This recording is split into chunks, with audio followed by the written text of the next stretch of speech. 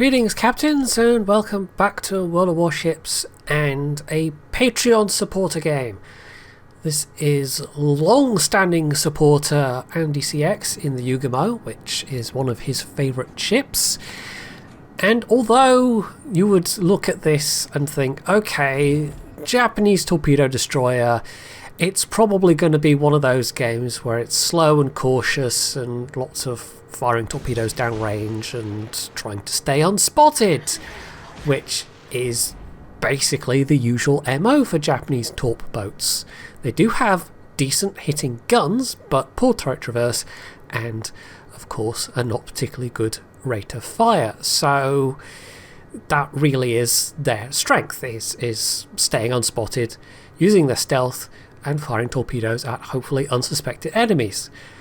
This isn't going to be one of those games. This is going to be rather more edge of the seat, one of those. There's actually a term for that if you jumble up two phrases like that, and I can't remember what it is, but there is a specific term for saying stuff like it's not rocket surgery. Anyway, so obviously the cap is blocked. We know one of the enemy destroyers is here, and there's clearly radar just in range. Probably that Petro that we can see. They'll just about be in radar range. Whatever is in the cap with him is unlikely to be as stealthy as he is. Yugumo is one of the best at tier 9 in that regard. There are others that are, I think, equally as good or around as good. I mean, I think Nustarashimi has like 5.4, if I remember correctly. Something like that. But yeah, there aren't many things in the game that are as stealthy as Yugumo. And if you want to find things that are more stealthy, you have to go way down to the lower tiers, where you have the tiny little destroyers that have absurdly low surface ranges, but also, of course, very low torpedo ranges as well. Now, there is a carrier in this game. We can actually see those rocket planes are getting awfully close. Andy isn't running Superintendent here, so only 3 smokes and only 3 speed boosts. So he's going to have to be a little careful about when and where he uses these.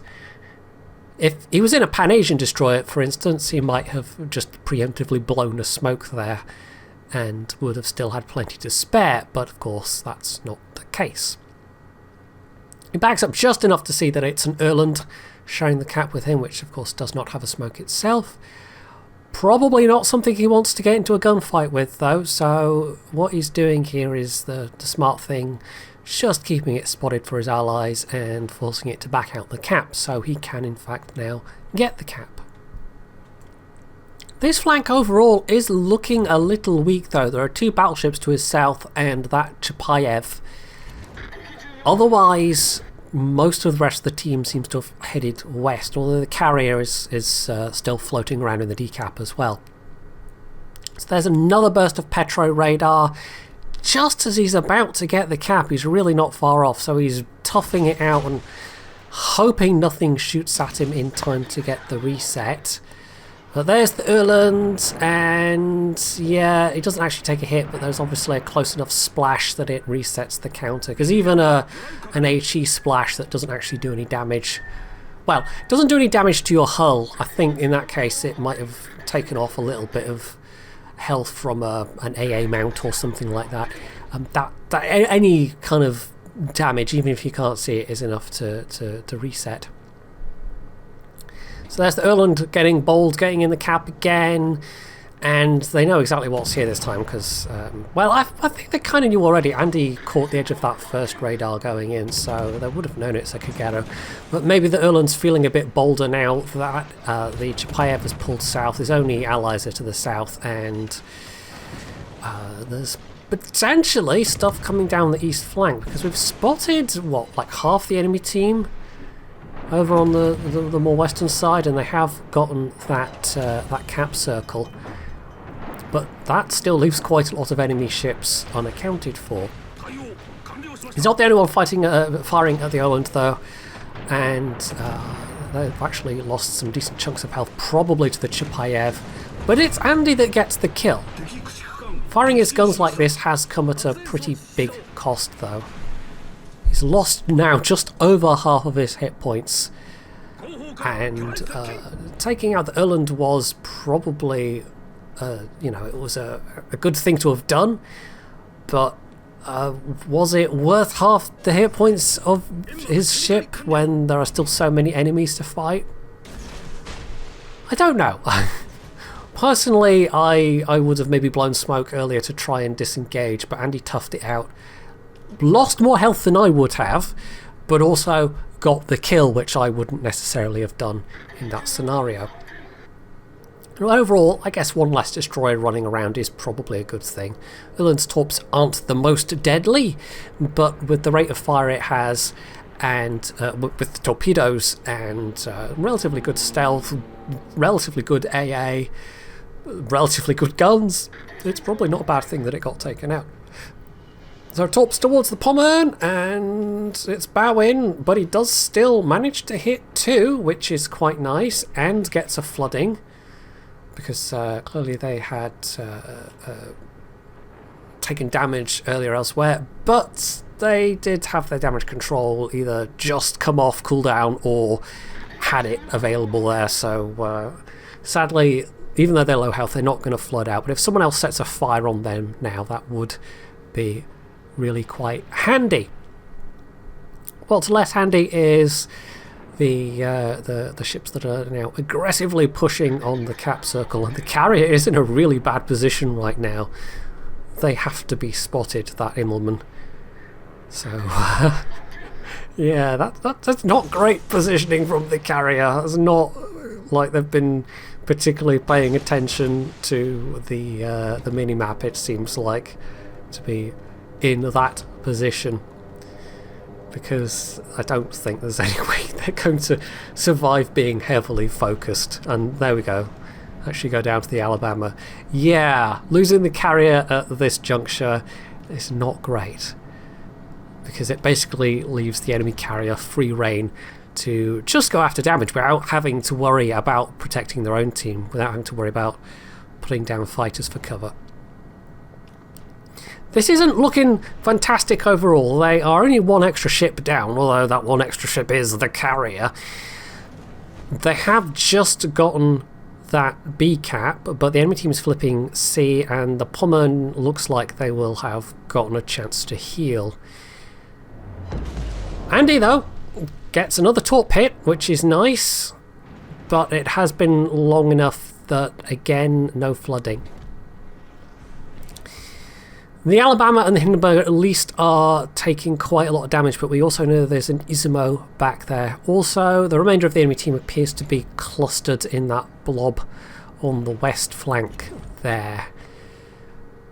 So that isn't something Andy has to worry about particularly just yet. He can continue on here and concentrate on this flank without worrying about a bunch of ships pushing over from the west, because there's still enough allies over there as well that they're putting up enough of a fight to make things interesting.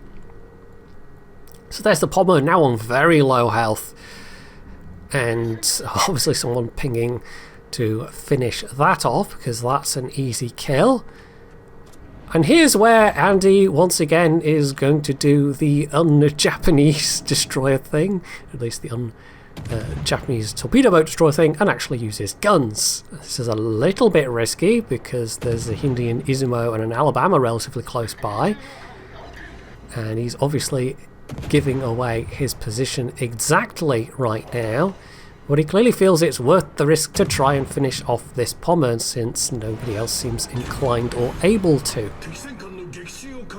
The good news there is, though, he didn't take any more damage, and because nobody else was in a position to have line of sight to him, he has immediately become stealthed up.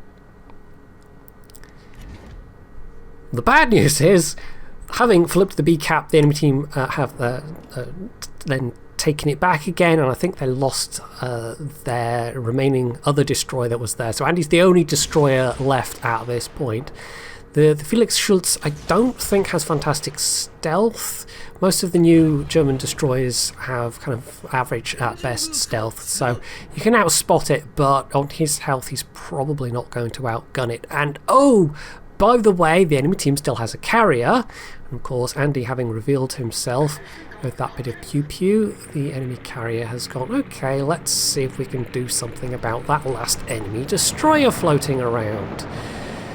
So they're now buzzing around him. It's definitely harder to do in carriers these days because, especially with the ones that have the better air stealth ranges, you have to fly over where they are first to pinpoint them. And then, of course, now you have that lead-in time with the machine guns. So things are definitely better versus rocket planes these days. That has been a positive change as far as destroyer play goes. By far the easiest way to keep a destroyer spotted is to put a fighter over them, but if it's a destroyer with any level of decent AA, the fighter's not going to last that long. So the Hakuryu trying to pinpoint him once again, and Andy turning on his AA at the last moment. So again, this Hakuryu's rocket planes are not going to be able to make the drop, but the bigger threat right now is he is spotted, and that Hindenburg is worryingly close, so Andy might have to use another smoke here.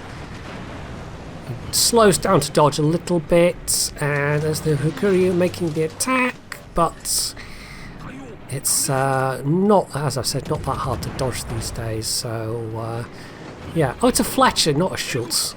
Okay, I don't know where I got the idea it was a Schultz from. But, okay, that's definitely even more dangerous than the Schultz. Fortunately, it's also low health, and Andy, having blown his smoke, is able to get unspotted. So, there we go. Well, there's another kill with his guns. That's what his third gun kill in a Yugumo. He has hit some torpedoes, but yeah, all of his kills have been from guns so far. And that just leaves only a couple of enemy ships. This Hindenburg, who has taken a bit of fire, and then we've got the two battleships over to the west, and of course the Hakuryu itself. The Hakuryu might come after Andy again, but they might well be more inclined to go after easier to hit, higher point value targets. And given the stage things are at, I mean, they do have the points advantage, but the enemy team has the cap advantage. Well, not the points advantage, the ship's advantage. But with the points advantage and the cap advantage, the enemy team is definitely not out of the running yet. So Andy is going to do the sensible thing here and head for the cap. But he's also put some torpedoes out towards where that Hindenburg may be heading, and we'll see if he gets lucky in a moment. Hindenburg, of course, has the option of hydro. We don't know if they're running hydro or defensive, but if you're in a German cruiser you really should be running hydro. But even if they are, maybe it was on cooldown because the Hindi does not see these torpedoes coming. And we're about to get the first torpedo kill. There we go. So that's a very, very handy kill right now, because the Hindi is a fairly decently strong ship even these days. I mean, it's I think nothing special anymore. There are tankier cruisers around, there are faster cruisers, stealthier cruisers, whatever cruisers, but it's still pretty decent overall. In terms of doing more damage, he could try and burn one of his speed boosts. He's still got two of those, and get over towards the Alsace and the Jean Bart. But he would run the risk of getting spotted by planes, and he doesn't have a lot of health to spare at this stage. And I think he's making the right call here in just going for a cap instead. But it also maybe gives him a chance to take pot shots either with his guns or his torpedoes at the Hakuryu, depending on where the Hakuryu has moved to. And it turns out Hakuryu hasn't moved far at all. They actually get spotted by, I think, the Richelieu. And that is pretty close, you know, a little bit closer, and he's in gun range. There isn't really the time necessarily to get up to the point where he can make a decent torp drop. I mean, he could try, but there's some awkward islands in the way here, and also he's got a battleship behind him who's going to be taking pot shots at this guy. The Richelieu's probably firing at the Jean Bar, but the Iowa is, I'm sure, going, ooh, carrier. So once again, Andy is going to use his guns. Gunboat Yugumo. I mean, you can build your torpedo boat Japanese destroyers to be stealthy gunboat-ish destroyers, but even with the rate of fire buffs you can get with captain skills, it's still not going to compete against more traditional ones, shall we say. So yeah, it's doable, but it's not really playing to the strengths of the ships. So torpedoes out once again. They actually might have a chance of hitting. You managed to get them out just at the point before the Kuryu would have been in the shadow of the island, as it were. And having said, oh yeah, it's going to be difficult for Andy to get a torp hit, it is in fact torpedoes that get that final kill. So that's a Kraken and a Confederate. Not super high damage, but 3 of those 5 kills were with his guns. And this was certainly a lot more action-packed, and he ended up a lot lower health than you might expect from a regular Yugumo game. That's certainly one that's turned out to be a Kraken. So yeah, that was a pretty good result, and it was certainly a very entertaining game to watch. Yeah, only 25k damage from his guns, but on the other hand, 25k damage from Japanese destroyer guns. These Japanese destroyer guns, that's not nothing. So that is about it for this game. I will do the thing I do very occasionally when I remember to, and point out that, as I said at the start, this is a Patreon supporter replay, and I have basically a kind of a fast track, if you will, on one of the Patreon supporter levels. They get priority over just regular viewer replays. So if that tickles your fancy, if you think you might want to help support the channel, because Patreon's basically what pays most of my living expenses these days, then you can find the link down below under the video description. Otherwise, you can do all the usual other things down under the video, and of course, as always, stay tuned for more.